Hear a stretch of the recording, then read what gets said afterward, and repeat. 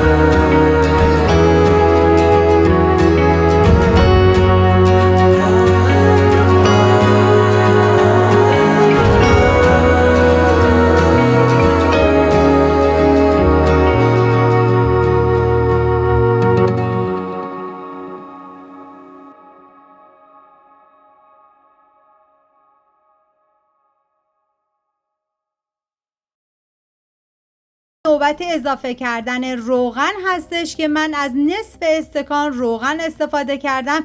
دوباره به موادم که اضافه کردم هم زدم تا کاملا با هم دیگه مخلوط و یک دست بشن. حالا مواد رو میذارم کنار.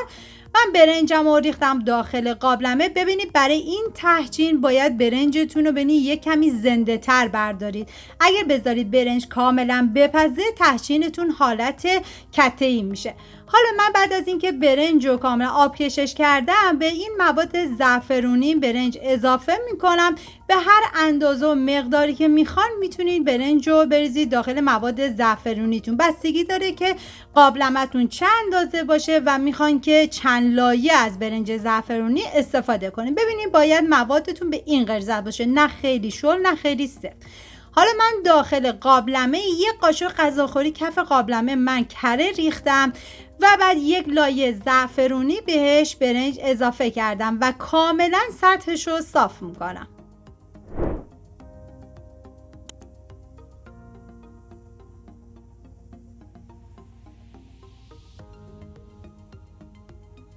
بعد از اینکه کاملا صاف کردم حالا بادمجونا رو بهش اضافه میکنم.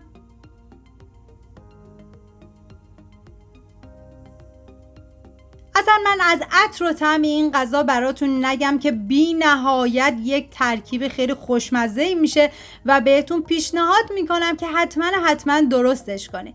حالا من بادمجونا رو کاملا میچینم و بعد از اون مرغ‌هایی که داشتم و ببینید خیلی نباید مرغ‌هاتون رو ریش بکنید، یه کمی باید مرغتون درشت باشه. برای این غذا شیرازی‌های عزیزمون از سینه مرغ معمولا استفاده میکنن، ولی من از ران مرغ استفاده کردم که این دیگه کاملا سلیقه‌ایه. وقتی که موادتون رو میذارین سعی کنید که زیاد به کنارها موادتون گذاشته نشه، چون به خاطر اینکه وقتی لایه به لایه مواد و برنج رو میریزید موقع برگردوندن کاملا موادتون به هم دیگه چسبیده و یه اندازه باشه. حالا ببینید من برنج رو کاملا میریزم و دور تا دور قابلمه کاملا فشردش میکنم و بعد دوباره یک لایه بادمجون میذارم. همین کار رو تکرار میکنم.